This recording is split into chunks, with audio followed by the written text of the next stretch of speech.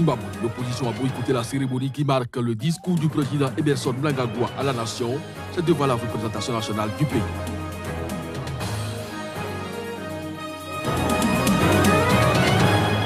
Dominique Ongwen, l'ex-chef rebelle ougandais de l'armée de résistance du Seigneur, pourrait être acquitté de crimes de guerre devant la CPI. Ses avocats estiment qu'il a été utilisé comme enfant soldat en son temps.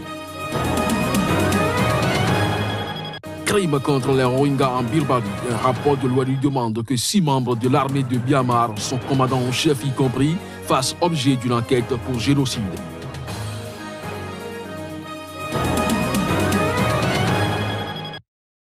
C'est là la grande charpente de cette édition. Mesdames, Messieurs, bonjour et bienvenue. Discours du président Emmerson Mnangagwa à la nation. L'opposition a boycotté la cérémonie qui s'est tenue devant le Parlement du Zimbabwe, un peu comme pour reconnaître toujours que le président Emmerson Mnangagwa n'est pas le chef de l'État élu du pays. Reportage. Les députés de l'opposition zimbabwéenne ont boycotté mardi le premier discours sur l'état de la nation prononcé par le président élu Emmerson Mnangagwa, dont il contexte l'élection. Le MDC a quitté l'hémicycle pour protester contre un président selon lui illégitime. Emmerson Mnangagwa s'est à l'occasion engagé à prendre des mesures pour encourager les investissements étrangers et assurer la croissance graduelle de tous les secteurs de l'économie. En tant que gouvernement, nous continuerons à renforcer la transparence, la responsabilité et la bonne gouvernance dans toutes les entités et institutions publiques de notre pays. Comme je l'ai dit dans mon discours d'investiture, personne ne pourra voler, piller ou empocher ce qui appartient au peuple zimbabwéen. Personne n'est au-dessus de la loi. Mon gouvernement est en effet gravement perturbé par la flambée actuelle de maladies d'origine hydrique comme le choléra et la fièvre typhoïde dans certaines régions de notre pays. Il est regrettable que cela ait entraîné la perte de vies humaines. Le chef de l'État a exclu mardi la réintroduction dans un futur proche de la devise nationale tant que les fondamentaux économiques négatifs actuels n'ont pas été résolus. Au Cameroun, le président de la conférence épiscopale nationale, Monseigneur Samuel Kleda, était face à la presse lundi à Douala. Objectif, expliquer le contenu de la lettre qu'il a signée le 24 août dernier. Élection présidentielle, choix libre, pacifique et responsabilité des dirigeants. Voilà qui résume le contenu de la dite lettre. Le point avec notre correspondant au Cameroun, Narcisse Aube. L'élection présidentielle du 7 octobre 2018 au Cameroun a été au centre d'un échange entre l'archevêque métropolitain de Douala, Monseigneur Samuel Kleda, et les journalistes. Une communication qui a été faite dans la salle des actes de l'archevêché de Douala. L'objectif de cette rencontre a été d'apporter des éclairages sur les zones d'ombre de la lettre pastorale des évêques signée le 24 août dernier, mais aussi de préciser le profil du candidat à élire le 7 octobre prochain. Nous adressons notre lettre pastorale à tous les Camerounais et cette lettre concerne tous les candidats. Selon Monseigneur Samuel Kleda, président de la conférence épiscopale nationale du Cameroun, il faudra tenir compte du contexte particulier de cette élection. Il s'agit ici pour nous les évêques d'éclairer, comme nous l'avons dit dans notre lettre, d'éclairer la conscience des Camerounais, de les aider à choisir de candidats capables de résoudre leurs problèmes aujourd'hui. Pendant les 2 heures qu'a duré sa communication, l'archevêque métropolitain de Douala ne va pas laisser transparaître son choix. Donc, nous n'avons donné le nom de personne, mais les critères sont là. Il exhorte les Camerounais à ne pas se résigner, ni croire aux préjugés selon lesquels les résultats sont déjà connus.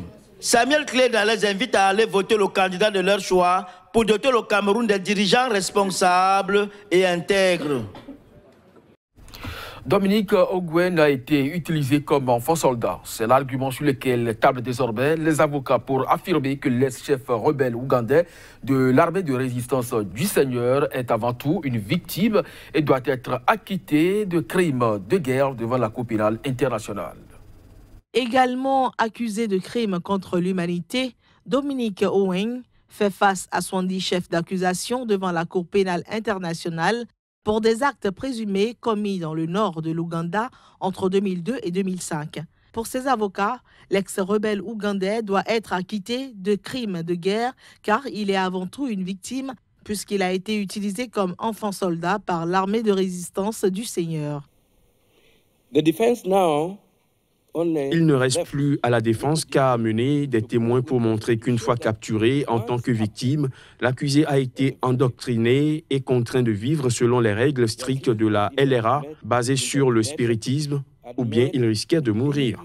En tant que tel, l'accusé n'avait pas l'esprit libre, si ce n'est l'instinct de survie qu'il a développé pour naviguer dans les dures conditions de la brousse sous la surveillance attentive du réseau d'espions de la LRA.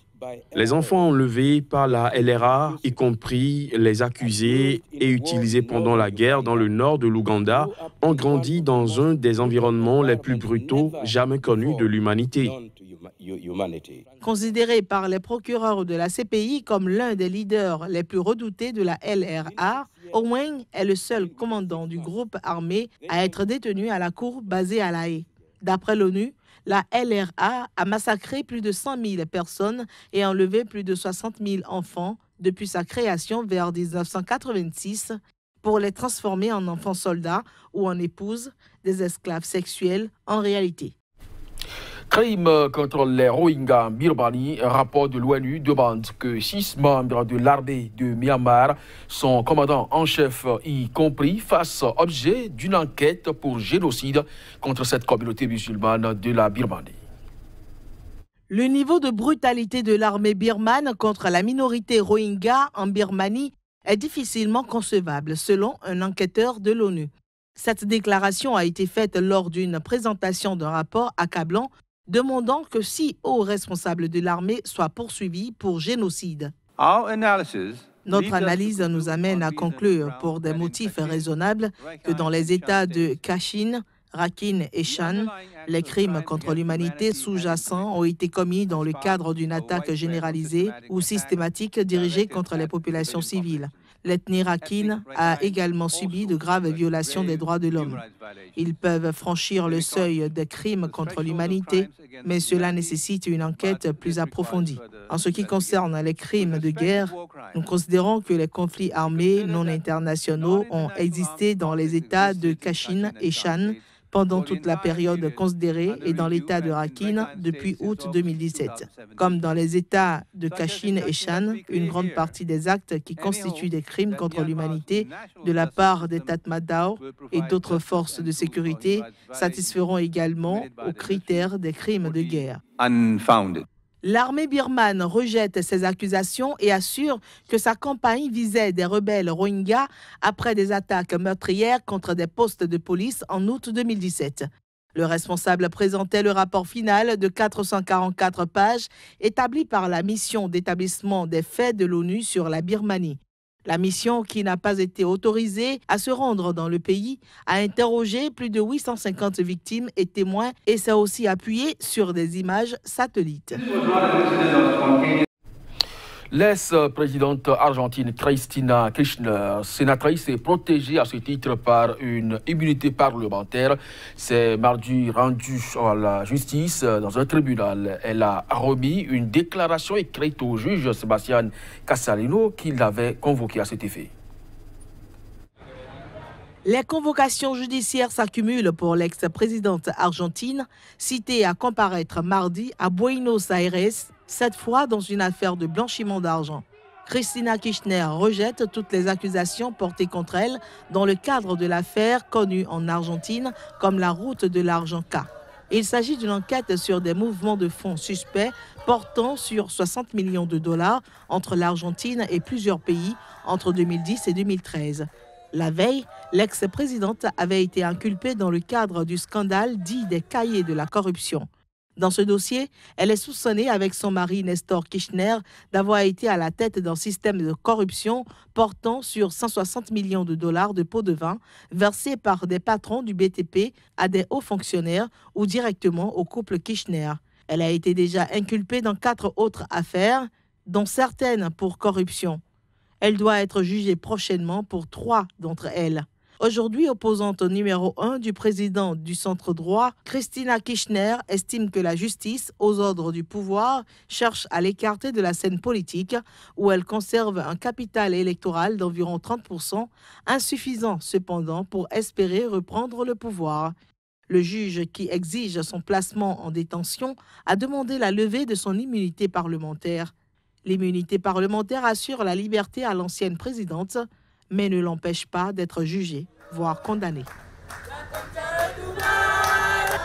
Place maintenant au sport. On retrouve Joannès dans un court instant.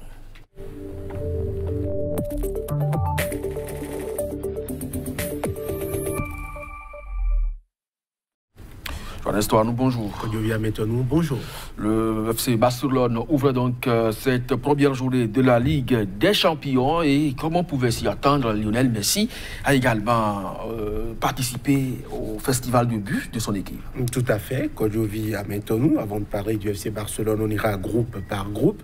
Dans le groupe A, par exemple, le décollage réussi pour l'Atlético de Madrid d'Antoine Griezmann. Les Colchoneros veulent jouer la finale qui se jouera, on souvient, sur leurs installations en juin. Victoire donc à Monaco, 2-1. Diego Costa et José María Jiménez ont lancé les Colchoneros malgré les turbulences provoquées par l'ouverture du score monégasque par Samuel Grandsir. Dortmund, lui, s'est imposé 1-0 pour dessiner une première hiérarchie dans la poule A. Groupe B à présent, magnifique coup franc de Lionel Messi, 32e minute, puis une reprise limpide à la 77e et un duel gagné en dessert à la 87e. Lionel Messi a donc régalé avec un triplé, c'est 101e, 102e et 103e but en Ligue des Champions pour sortir le Barça du piège PSV Eindhoven. Ousmane Dembélé a ajouté un beau but à la 75e, mais son compatriote Samuel Umtiti a lui été expulsé. Il a donc reçu un carton rouge. Tottenham qui recevra les Blaugrana dans 2 semaines est lui déjà dos au mur. Sans Hugo Lloris ni Dele Alli, les Spurs ont abandonné à l'Inter 3 points qui leur tendaient pourtant mais après l'ouverture du score par Christian Eriksen, Mauro Icardi puis Mathias Vecino ont offert au Nerazzurri un succès presque inespéré, 2-1, 6 ans après le dernier match dans l'épreuve reine. Le Paris Saint-Germain rêve de Champions League. Liverpool lui a montré que la concurrence lui sera féroce. Un temps mené 2-0, les Français ont pu prendre 1 point, mais c'est sans compter par l'entremise de Roberto Firmino qui s'est chargé donc de faire redescendre le PSG sur terre d'une magnifique frappe à la 92e minute de jeu. Le PSG est déjà dans l'obligation de gagner dans 2 semaines face à l'Étoile Rouge de Belgrade qui a montré contre Naples qu'il était plus qu'un faire-valoir. Score final 0 but partout.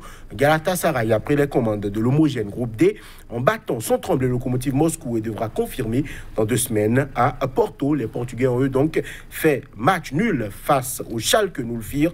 1 but partout, score final.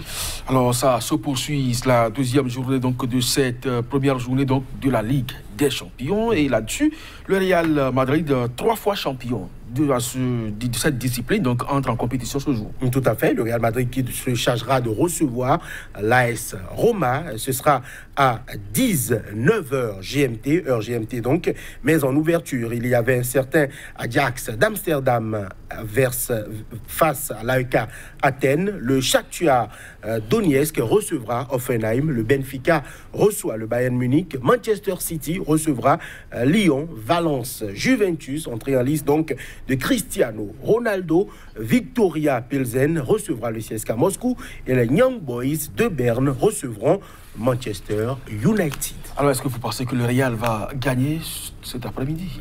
Oui, je pense qu'ils ont les armes pour l'emporter cet après-midi. Merci donc à vous, Joannès Toadou. On espère donc que votre pronostic puisse donc effectivement l'emporter. Mesdames et messieurs, ce sera donc tout pour cette édition. Merci de nous avoir suivis. Très bonne journée en compagnie des programmes de SICA. À très bientôt.